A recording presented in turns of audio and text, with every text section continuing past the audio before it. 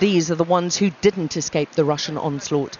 And they're all civilians who'd been trapped in a cluster of towns on the edge of the capital where the fighting is intensifying.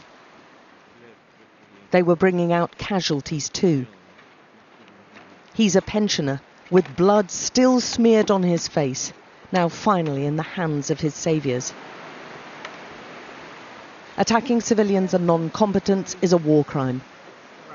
And the capital's top policeman is already building a case. The police have already collected evidence for judges at the International Criminal Court in The Hague. They can give their verdict about what Russian troops are doing here and how they've been killing civilians. We've already got enough proof. White flags on vehicles plastered with signs indicating there are children inside aren't enough to guarantee safety. The towns they've just come from are being fiercely fought over. And this route's still drawing fire. See the black puff on the right, one of 2 mortars landing close to civilians. They're coming out under fire with shelling and firing going on behind them, and many of these people are terribly sick, and we've seen a number of them who are injured.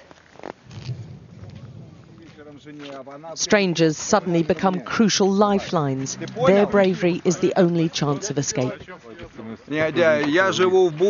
I'm from Bucha, and my neighbour called me and told me the Russian invaders are here and they're looting all the houses on the street. This is the Russian way. The Russians are pushing closer to the capital. This footage, just released by the Russian Defence Ministry, they claim shows troops landing at Hostomel Airport on the fringes of the capital.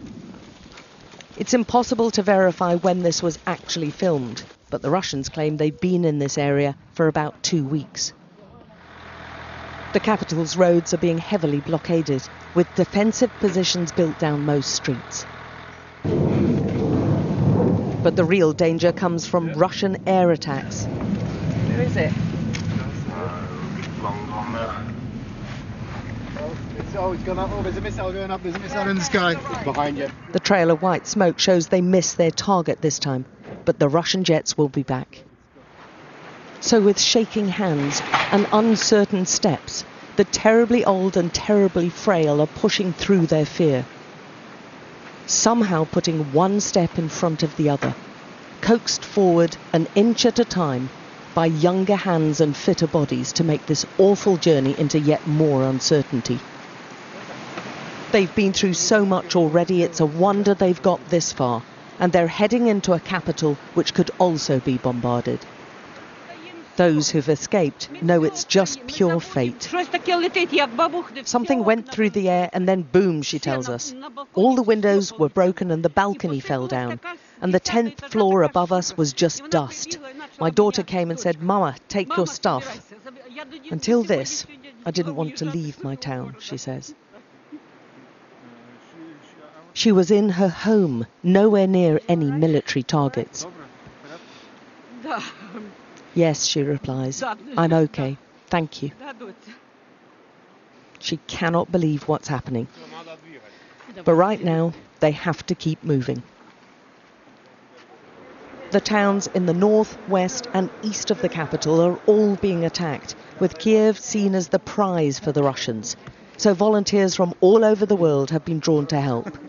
And when I saw it, I honestly booked a flight from California and came here as fast as I could. If this isn't the fight of democracy and freedom against autocracy of our generation, I don't know what is.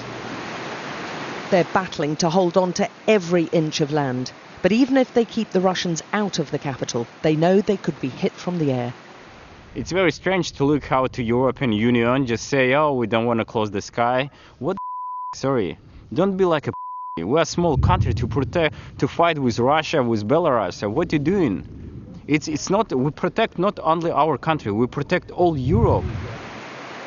They're bracing themselves for many more civilian deaths. For those here, there are far too many already. Alex Crawford, Sky News in Irpin on the edge of Kiev.